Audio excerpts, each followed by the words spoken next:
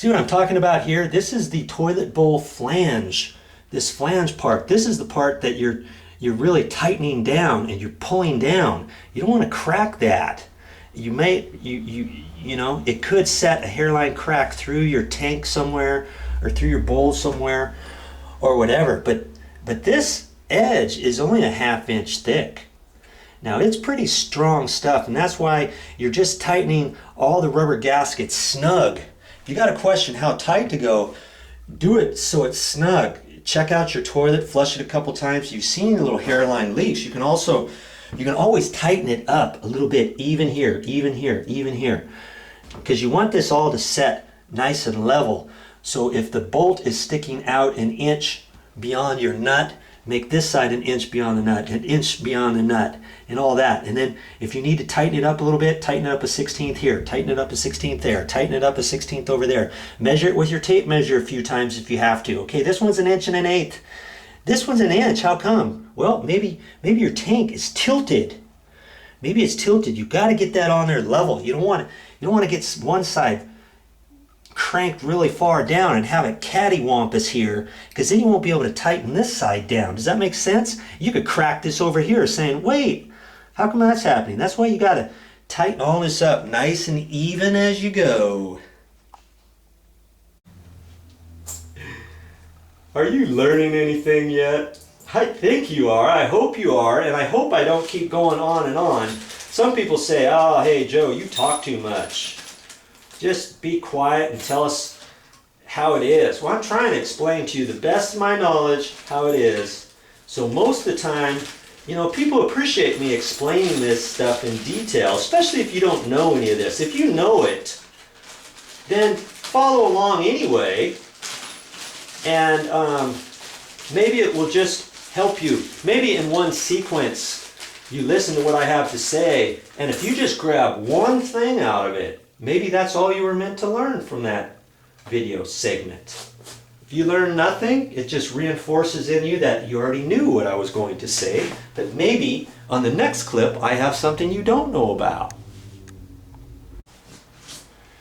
Here's something else to think about. Let's say you've got 3 separate bolts. You think, oh, I'll just use the old bolts and the old rubber washers and all that kind of stuff. I only need the gasket here, so I'll just get the gasket only, and I'll just plop that on there and zip, zip, zip, tighten it all back up. Well, you know, just take a look and see. If these look fairly new, that might be a good idea. If they look old, you might want to go ahead and replace these bolts. Now granted, the bolts, when you pull it up, maybe you don't have to take them out. Maybe they're wedged down in the old washers, you know, on the inside of the tank, and they're on there, and you're afraid that the more you work with that, maybe you're going to mess that up. So just take a look at all your pieces and make a decision on the fly if you have to. But decide all that, and worst case scenario, if you go to the store and buy some extra parts, it might do you a favor. When you come back, you might change your mind once you get into your project. I don't know how many times I thought, oh, that would have been a good idea. Then I wouldn't have to spend an hour going back to the store in the middle of the night. Maybe the store's closed and I needed to fix it because I was working tomorrow, and we needed the toilet to be working or whatever. You know, there's all kinds of scenarios like that. So buying a couple extra parts for $4 here, $5 there, you can always take those back, can't you? When you get all done, have options. That's the name of the game when you're wanting to fix your toilet. Well, decision time. What would you do here? You know, there's probably 3 different ways I can do this, but what would you do? It doesn't really matter how I do it. It just matters on what you feel comfortable with and knowing how to get your project done. Now, this was the extra thick one. I'm going to decide not to use that. Not to say it wouldn't work, but I'm going to use the other gasket with the indentation for the nut. I'm going to end up using that because it came with 3 new bolts and it came with all the washers and all that. So I think that's what I'm going to do. And so I'm going to look at this, and I'm going to pull this back apart, make sure it gets seated properly, and make sure that I have this tree angled in the right position. Because see, I wouldn't want it angled straight up and down in the back, if you can follow this. If it's like that, I got this right over my bottom nut. And if I need to hold that nut with a screwdriver or something now or later on down the road, I couldn't reach it, because if I had that straight like that, this back side right here would be in the way, wouldn't it? So I'm going to have to take that and tilt it sideways just a little bit at an angle. So when it's in here, when it's in the tank, instead of being straight up and down that back side, that's going to be at a slight angle. So it's going to be kind of off at this angle here. That way it's in between this nut and in between that nut. This can be swiveled wherever you want. Generally, if you got the 2-hole one, this is facing straight back. Or you can put it at a slight angle, whatever. You know, you just don't want to get it in the way of your bolts. Okay, so I'm going to loosen this back up, get it all situated, and get ready to go. Here's an interesting observation. Okay, I'm going to install that, and it came with this bushing here.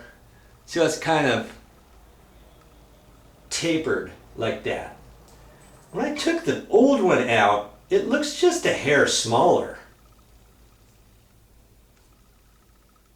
You see what I mean? Just barely.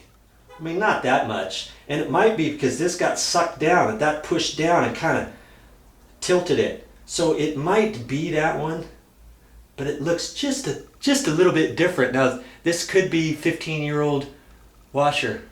It's still tapered, still has a little taper. I feel comfortable that this one is going to work. But incidentally, before, when I was going to use this is the washer that came in that package. Look how much thicker that one is from there. Now, that shouldn't really matter because it came with it, you know. But I tried using that at first and it wasn't holding, mainly because I don't think I had this nut tight enough. But this is a lot stouter than a more pliable one, and so, you know, it probably could work if I really cranked down on it, on the nut. But because I'm here by myself, I'm just having a hard time getting that nut in there. And I think plumbers might have a special tool to get that in there, or they might have two guys. One guy holding onto this with two hands and really going at it and maybe try to fold this back a little bit so that they can get their wrench in there or something. And I don't feel comfortable doing that. So I'm just pointing out there's different thicknesses of this rubber. The main thing is that you get that nut tight enough, because I don't want any water leaking around this. Okay? So that came with the unit, and by golly, that's the one that's going to go in. Now, if you're going to replace this, don't make the assumption that all of these are created equal in length. This pipe here, it makes a difference. You see the old one? Here, it's the same height. See how much height difference there is? Right there. Right like that. The new one is a little bit higher, so I'm going to mark that and I'm going to cut that off. I'm going to cut this new one off because that has a definite reason on the height of the water that goes in here. So I'm going to go ahead and match up. So tip for you, if you got an old one, you might want to either, you don't necessarily have to take that to the store, but you want to measure it. And then when you get your new one, hold it up against it, line it all up, and look at it and see whether or not you need to cut it. In this case, I'm going to go ahead and cut the new one to match the old one.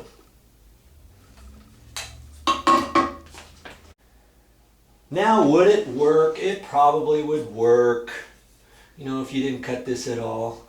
But usually common practice has it that when you fill the water up in the tank, you want the water down about 1 inch from the top of this pipe here, okay?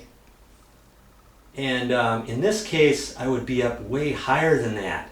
So then I'd always have to remember, because I don't need any more extra water. Getting up higher, it might damage something inside. Plus, I don't need that much more water in this tank to flush this toilet, okay? So I'm gonna go ahead and chop that off.